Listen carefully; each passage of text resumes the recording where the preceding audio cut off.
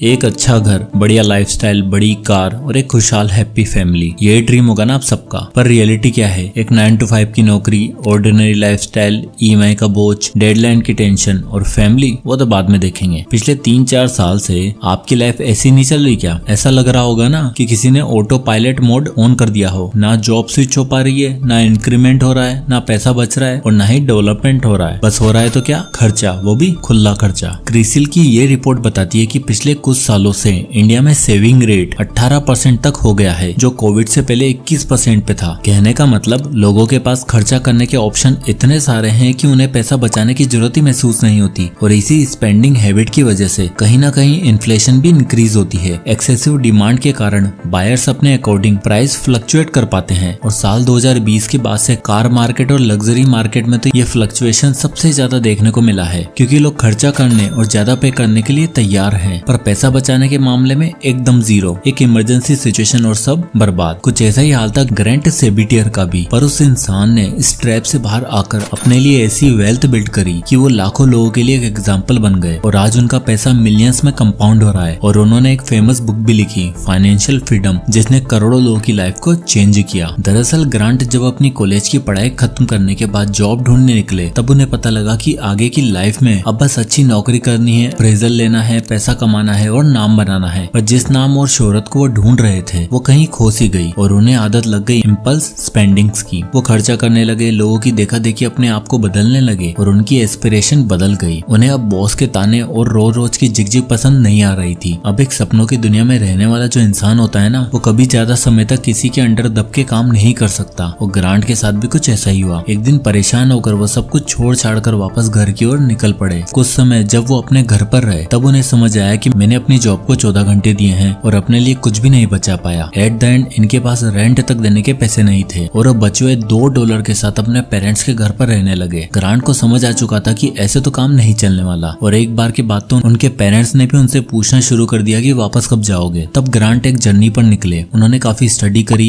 Income के अलग अलग सोर्सेज ढूंढे, क्योंकि वो जानते थे कि अब सिर्फ नौकरी से काम नहीं बनने वाला। जल्दी और बहुत सारा पैसा कमाना है तो साथ में कोई साइड हसल जरूर करनी पड़ेगी। उनका टारगेट था कि उनको 5 सालों में $1 मिलियन अचीव करना है। इसके लिए उन्होंने अपने लिए एक 5 steps financial freedom road map बनाया और $2 से लेकर $1 मिलियन तक का सफर मात्र 4-5 सालों में तय कर लिया। और आज उनकी ये वेल्थ मिलियंस में कंपाउंड हो रही है। वो 5 स्टेप्स जिन्होंने ग्रांट को एक मिलियनियर बना दिया, उसमें सबसे पहला स्टेप था step number 1, build a strong money mindset. चलो बताओ, जब हम कहीं भी किसी ट्रिप पर जाते हैं, किसी सफर पर निकलते हैं, तो क्या बिना प्लानिंग और बिना प्लॉटिंग के निकल पड़ते हैं? नहीं ना। हम लोग एक एक चीज डिटेल में प्लान करते हैं। क्या होगा, होटल कौन सा होगा, टिकट्स कौन बुक करेगा, कौन कौन से टूरिस्ट स्पॉट्स होंगे और बजट कितना होगा। हम अपनी हर छोटी से छोटी ट्रिप पर जाने के लिए भी इतनी प्लानिंग करते हैं, लेकिन जब बात होती है पैसा कमाना और उसे मैनेज करने की, तो हम बिना किसी प्लानिंग, बिना किसी प्लॉटिंग और बिना रोड मैप के ही कहीं पर भी निकल पड़ते हैं। और ये दोहरी मानसिकता ही अक्सर हमें बुरा फंसा देती है। इंडिया का मिडिल क्लास चाहे जितना भी कमा ले, लेकिन अगर माइंडसेट वही सैलरी टू सैलरी वाला रहा, तो फाइनेंशियल फ्रीडम कहीं नहीं मिलेगी। ज्यादा पैसा कमाना सोल्यूशन नहीं है, बल्कि पैसा सही तरीके से मैनेज करना सबसे ज्यादा जरूरी है, जिसमें हम लोगों की कहीं ना कहीं कमी है। टाइम्स नाउ की एक रिपोर्ट बताती है कि ज्यादातर इंडियंस सेविंग करना नहीं जानते। 50% लोग सिर्फ 0 से 20% के बीच पैसा सेव कर पाते हैं और 20% लोग जो सेविंग थोड़ी बहुत करते हैं, उनका पैसा या तो पीएफ या एफडी में पड़ा रहता है या फिर घर के लॉकर और अलमारियों में। अब जरा सोचो, पहले तो आप कुछ सेव नहीं कर पा रहे, और जब सेव कर भी रहे हो तो पैसा ऐसी जगह पर रख रहे हो जहाँ आपका पैसा इन्फ्लेशन के रेट से भी कम ग्रो हो रहा है। तो आप टेक्निकली हर साल लॉस में जा रहे हो। यानी किसी ने कुछ बता दिया और बिना किसी विजन के पैसा इधर उधर डाल रहे हो। फाइनेंशियल टर्म में ऐसे लोगों को मनी होल्डर्स कहा जाता है, यानी ऐसे इंसान जो पैसों को एक जगह रोक कर रख देता है और उसे ग्रो करना और इन्वेस्ट करने की कभी नहीं सोचता। इसलिए ऑथर ग्रैंट सेबिटियर कहते हैं कि फाइनेंशियल फ्रीडम की रेस में पहला काम है अपना मनी माइंडसेट डेवलप करना। हर छोटे बड़े खर्चे को पहले दिन से एक्सेस करो, कैलकुलेट करो, एक बजट बनाओ और उसके अकॉर्डिंग अपना हर एक दिन, हर एक इवेंट प्लान करो। क्योंकि देखो, आज की डेट में ये सबसे बड़ा फैक्ट है, हमारे माँ बाप ने तो नौकरी कर ली, पर हम पूरी जिंदगी नौकरी को नहीं दे सकते। 8 साल या 10 साल या मैक्स 15 साल। इसके बाद हम सबको कहीं ना कहीं लाइफ में फाइनेंशियल फ्रीडम चाहिए, जिसके लिए आपको फ्रीडम नंबर सेट करना होगा और अपने इनकम को ऐसे मैनेज करना होगा कि सभी चीजें सही तरीके से बैलेंस्ड हो जाए। और इस बैलेंस के लिए आपको यूज करना होगा step number 2, use wealth bucket strategy. क्या है ना, सिर्फ नंबर डिसाइड कर लेने से, किताबें पढ़ लेने से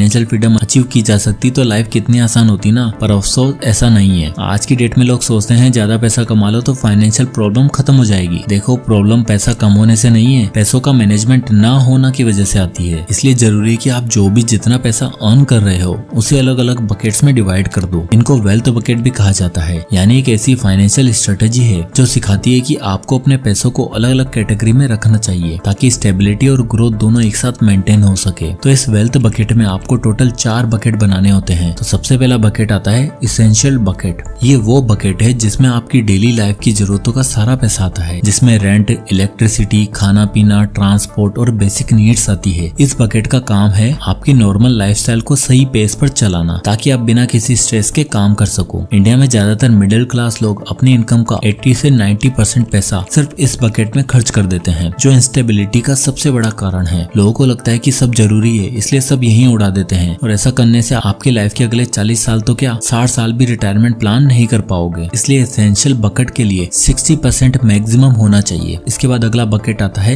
इन्वेस्टमेंट एंड ग्रोथ बकेट। कमाना और सेव करना तो ठीक है, पर जब बात आती है इन्वेस्ट करने की तो आधी से ज्यादा जनता इन्वेस्टमेंट को इम्पोर्टेंस नहीं देती। इन्फ्लेशन धीरे धीरे आपका रखा पैसा निकल जाएगा, इसलिए अपनी इनकम का 20% आपको इन्वेस्टमेंट और ग्रोथ बकेट में डालना है, जिसको आप stocks, mutual fund, ETFs, bond कहीं पर भी इन्वेस्ट कर सकते हो। इन्वेस्ट करने के बाद अगला बकेट जो आपको फिल करना है वो है इमरजेंसी बकेट। पूरे इंडिया में सिर्फ 18% ऐसे मिडिल क्लास लोग हैं जिनके पास इमरजेंसी के लिए प्रॉपर फंड होते हैं, और एक मेडिकल या सीरियस इमरजेंसी हमें लोन लेने पर मजबूर कर देती है। इसलिए अपनी इनकम का 10% आपको अपने इमरजेंसी फंड के लिए रखना है। इस फंड में आपको 3 से 6 महीने तक का खर्चा सेव करके रखना चाहिए ताकि आप किसी भी इमरजेंसी सिचुएशन से सही से डील कर पाओ। अब अगला बकेट आता है the extra bucket for fun and learning. अब देखो, पैसे का मकसद सिर्फ कमाना और सेव करना नहीं बल्कि लाइफ को बेटर बनाना है। इसलिए अपनी इनकम का रेस्ट 10% आपको लाइफ एक्सपीरियंस, नई लर्निंग्स और कुछ प्रोडक्टिव करने पर स्पेंड करना चाहिए। तो मनी माइंडसेट बनाने के बाद सभी बकेट्स को फिल करने पर ध्यान दो, पर सभी बकेट्स के लिए पैसा भी तो होना चाहिए ना। इसलिए follow the next step. Step number 3, diversify your earnings. चलो सबसे पहले मुझे एक सवाल का जवाब दो, क्या आप लोगों ने कभी एक टायर वाली साइकिल, स्कूटर या बाइक चलाई है? नहीं ना। तो जब सवाल आता है इनकम सोर्स का,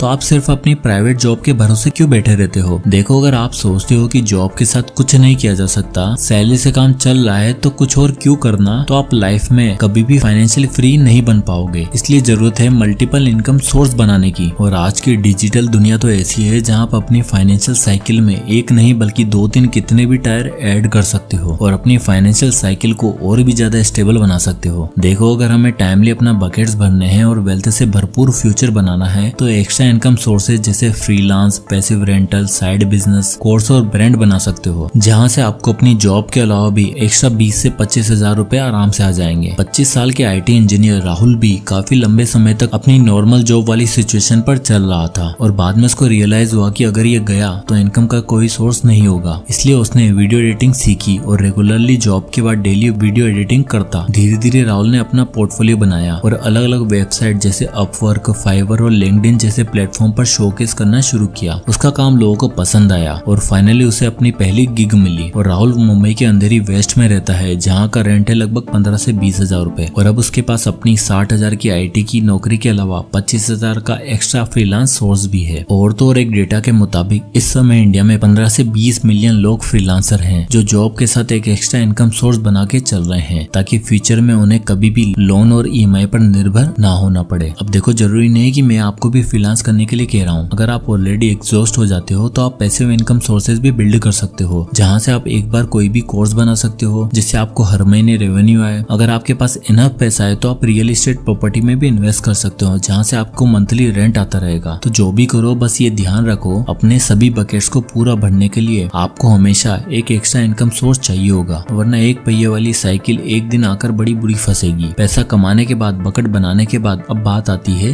एक्चुअल ग्रोथ की, एक्चुअल एबंडेंस की, जो मिलती है आपको स्टेप नंबर 4 में, जो की है इन्वेस्ट स्मार्टली यानी पावर ऑफ कंपाउंडिंग। अब देखो क्या है ना, बढ़ते टाइम के साथ आपके पास रखे पैसों की ग्रोथ होना भी बहुत इंपॉर्टेंट है। आप कितना भी कमा कर ढेर लगा दो, पर अगर आप उन पैसों को सही जगह से स्ट्रेटेजिकली इन्वेस्ट नहीं कर पा रहे हो तो आप फाइनेंशियल फ्रीडम कभी अचीव नहीं कर पाओगे। इसलिए स्मार्टली पैसों को इन्वेस्ट करना बहुत जरूरी है। अरुण और गोविंद दोनों इस बात को भली भांति जानते थे और दोनों अच्छा खासा 70 से 80 हजार रुपए महीना कमा भी रहे थे। गोविंद को आदत थी पैसों को खर्च करने की और बचे हुए पैसों को घर में या फिर एफडी में लगाने की। वहीं दूसरी तरफ अरुण जानता था कि अगर टाइम रहते इन पैसों को सही जगह पे इन्वेस्ट नहीं किया तो पावर ऑफ कंपाउंडिंग कभी देखने को नहीं मिलेगी। यही बात जब उसने गोविंद को समझाई तो गोविंद ने कहा, भाई कंपाउंडिंग वंपाउंडिंग पर तुम ध्यान दो, हमें तो चाहिए सिक्योरिटी। मेरा पैसा तो घर में पड़ा है और सिक्योर पड़ा है। पर अरुण स्ट्रेटेजिकली इन्वेस्ट करता रहा और पावर ऑफ कंपाउंडिंग के लिए उसने चूज किया एसआईपी मेथड। अरुण हर महीने अपनी सैलरी में से 30,000 रुपए इन्वेस्ट करता और उसका मेन गोल था 12-15 साल के अंदर एक ऐसा अमाउंट हासिल करना जिससे रिटायर होया जा सके। इसलिए उसने रुख किया इंडेक्स फंड का। अरुण हर महीने 30,000 रुपए इन्वेस्ट कर रहा था और साल का 10% अपना इन्वेस्टमेंट को बढ़ा भी रहा था। इंडेक्स फंड से उसको 12% का एनुअल रिटर्न मिला। अब आप यहाँ देख ही सकते हो कि अरुण के पास 10 साल बाद 1 करोड़ हो चुके होंगे और मात्र 12 साल के अंदर अंदर वो एक ऐसा ड्रीम अमाउंट अचीव कर चुका होगा जहाँ से वो आराम से रिटायरमेंट भी सो सकता है। वहीं दूसरी तरफ गोविंद, जिसका पैसा घरों में और बैंक में रखा हुआ था, वो कभी इतनी सिग्निफिकेंट वेल्थ अचीव नहीं कर पाएगा क्योंकि उसके पैसों पर इन्फ्लेशन नाम का दीमक लग चुका है और उसका सारा पैसा खत्म होता जा रहा है। और जब ये बात अरुण ने गोविंद को समझाने की कोशिश करी तो गोविंद ने कहा, भाई इन्फ्लेशन का इम्पैक्ट तो तेरे पैसों पे भी पड़ेगा, तो तू 1 करोड़ कैसे बनाएगा। तब अरुण ने उसको ये कैलकुलेशन दिखाई। अरुण ने बताया कि भाई देख, मेरे पैसों को भी इन्फ्लेशन की मार झेलनी पड़ेगी, इसलिए मैं टाइम के साथ साथ ये इन्वेस्टमेंट प्लान बना रहा हूँ जिसमें मैं 50,000 रुपए महीना इन्वेस्ट करूंगा और 6% इन्फ्लेशन के बाद भी मैं 1 करोड़ आराम से बना लूंगा। इस पर गोविंद ने पूछा, 1 करोड़ बनाने के बाद भाई तू फाइनेंशियली फ्री कैसे होगा। तो उसके लिए आता है the 4% withdrawal rule with SWP। ये रूल कहता है कि आपको अपने कॉर्पस को SWP में लगाकर उसमें से हर साल 4% विड्रॉ करना है, यानी 1.5 करोड़ का 4% होगा 6 लाख रुपए, यानी 50,000 रुपए महीना। और सिस्टमेटिक विड्रॉल प्लान में इन्वेस्ट करने की वजह से हर महीने आप 50,000 रुपए निकालते हो तो आप देख ही सकते हो अगले 10 सालों बाद भी आपके पास 3.5 करोड़ होंगे। और आप देख सकते हो ये अमाउंट आपके विड्रॉल के बावजूद भी स्टिल 3.5 करोड़ है। और 50,000 तो छोड़ो, अगर आप इस वेल्थ में महीने का 1 लाख भी विड्रॉ करते हो तो आपकी वेल्थ बढ़ती रहेगी, यानी फाइनल अमाउंट 30 साल बाद 14 करोड़ रुपए के आसपास